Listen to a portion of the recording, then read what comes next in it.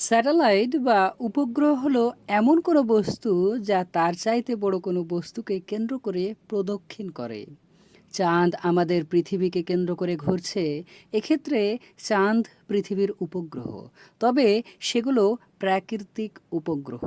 মহাশূন্যে প্রাকৃতিক উপগ্রহের পাশাপাশি মানুষের তৈরি বিভিন্ন ধরনের স্যাটেলাইট বা কৃত্রিম উপগ্রহও রয়েছে, যেগুলো কোনোটি পৃথিবীর ছবি তোলে বা কোনোটি অন্য গ্রহের ছবি সংগ্রহ করে, বা কোনোটি আবার আবহাওয়ার পূর্বাভাস বা ঘূর্ণিঝড়ের গতিবিধি পর্যবেক্ষণের কাজ করছে।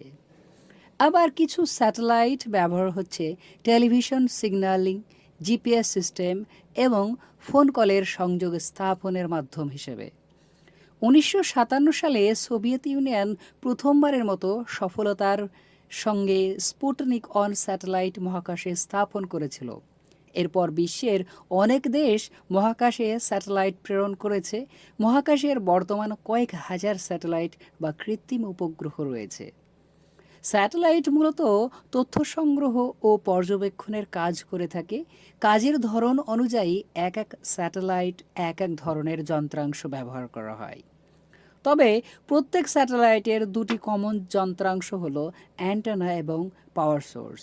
এছাড়াও কাজের ধরন অনুযায়ী স্যাটেলাইটগুলোতে কমান্ড এবং ডাটা হ্যান্ডলিং, গাইডেন্স এবং স্ট্যাবিলাইজেশন, থার্মাল কন্ট্রোল, হাইজিং ও ট্রান্সপন্ডারের মতো যন্ত্রাংশ ব্যবহার করা হয়। কিছু কিছু আবার ক্যামেরা বা সায়েন্টিফিক সেন্সর ব্যবহার করা হয়।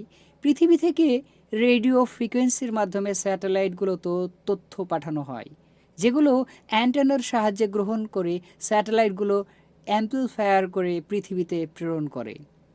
তবে স্যাটেলাইটগুলো থেকে পৃথিবীর পাঠানো সিগন্যাল অনেক দুর্বল হয়ে থাকে, যার কারণে এগুলোকে ডিস অ্যান্টেনার সাহায্যে কেন্দ্রভূতিকরণ করা হয়। রকেটের সাহায্যে স্যাটেলাইটগুলোকে নির্দিষ্ট স্থানে স্থাপন করা হয়, যেখান থেকে এগুলোকে পৃথিবী বা অন্য কোনো নক্ষত্রের কেন্দ্রে করে ঘুরতে থাকে।